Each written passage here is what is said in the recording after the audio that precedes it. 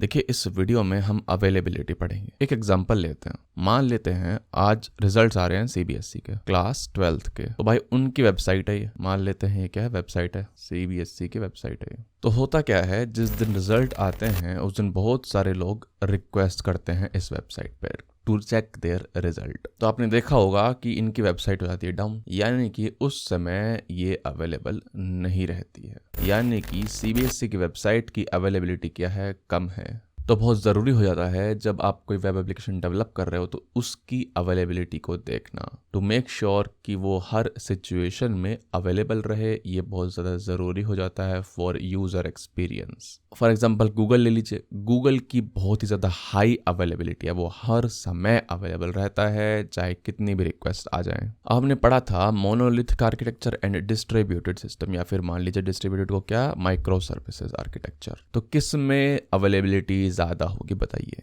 Monolithic में क्या होता है कि सभी चीज़ें, सारे मॉड्यूल्स जो हैं वो एक ही सिस्टम पर डिप्लॉयड होते हैं। डिस्ट्रीब्यूटेड में क्या होता है, जितने भी मॉड्यूल्स हैं वो अलग अलग सिस्टम पे डिप्लॉयड होते हैं और वो इंटरकनेक्टेड होते हैं। तो मान लीजिए in case of monolithic architecture जो हमारा सर्वर है वो डाउन चला जाता है। अब देखिए सर्वर ही डाउन चला गया, यानी कि जिस मशीन पे वो डिप्लॉयड हैं वही डाउन चला जाता है, तो क्या होगा, पूरा सिस्टम बंद पड़ जाएगा, सारे मॉड्यूल्स बंद पड़ जाएंगे क्योंकि सारे मॉड्यूल्स उसी मशीन पे डिप्लॉयड थे। डिस्ट्रीब्यूटेड में क्या होता है, मान लीजिए एक सर्वर जो है वो डाउन चला जाता है, ठीक है, तो क्या होगा, तो ये तो अवेलेबल रहेंगे ना एटलीस्ट। लेकिन अब क्योंकि रिडंडेंसी है, क्योंकि हम रेप्लिकेशन कर सकते हैं एक मॉड्यूल का, क्या बोल रहा हूं मैं, हमें पता है कि हर डिस्ट्रीब्यूटेड सिस्टम में हर मॉड्यूल के रेप्लिका होते हैं। तो इसका क्या मतलब है, अगर मान लीजिए एक सर्वर डाउन जाता है, मान लीजिए ये सर्वर डाउन चला गया, तो क्या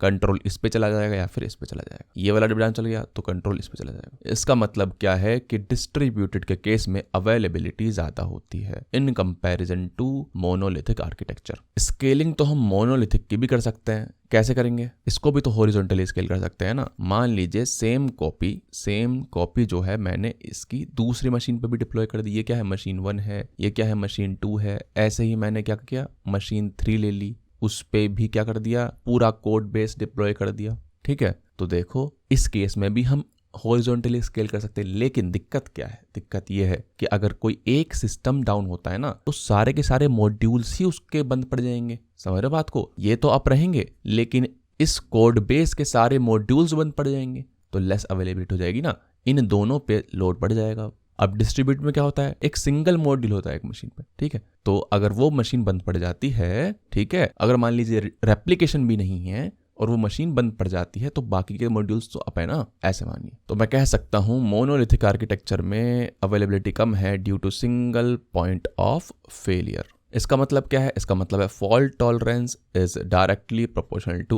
अवेलेबिलिटी। अगर फॉल्ट टॉलरेंस ज्यादा होगा, यानी कि अगर मशीन हमारी फॉल्ट टॉलरेंट होगी तो वो ज्यादा अवेलेबल होगी। जैसे कि डिस्ट्रीब्यूटेड में क्या कर रहे थे हम, डिस्ट्रीब्यूटेड में रेप्लिका बना रहे थे, यानी कि क्या है, वो डिस्ट्रीब्यूटेड सिस्टम ज्यादा फॉल्ट टॉलरेंट है। इसका मतलब क्या है, डिस्ट्रीब्यूटेड सिस्टम ज्यादा अवेलेबल रहेगा। How to increase availability, replication कर दीजिए भाई, पढ़ चुके हैं। हर चीज का रेप्लिकेशन कर सकते हैं हम, राउटर का रेप्लिकेशन करते हैं, सर्वर का रेप्लिकेशन कर सकते हैं, पावर सोर्सेज का रेप्लिकेशन कर सकते हैं। समझ रहे बात को? अगर लाइट चली जाती है तो दूसरा पावर सोर्स हो जाएगा। समझ रहे बात को? दूसरा क्या है भाई, डिस्ट्रीब्यूटेड सिस्टम, यानी कि मोनोलिथिक की जगह आप डिस्ट्रीब्यूटेड सिस्टम अपनाइए। तीसरा क्या है, तीसरा है रिडंडेंसी। देखिए अभी तक मैं रेप्लिकेशन एंड रिडंडेंसी को इंटरचेंजेबली यूज कर रहा था, लेकिन इन दोनों में डिफरेंस होता है। इन दोनों में डिफरेंस क्या होता है ये देखिएगा। तो देखिए यहाँ पे मैंने लिखा है replication includes redundancy but involves copying data from one node to another।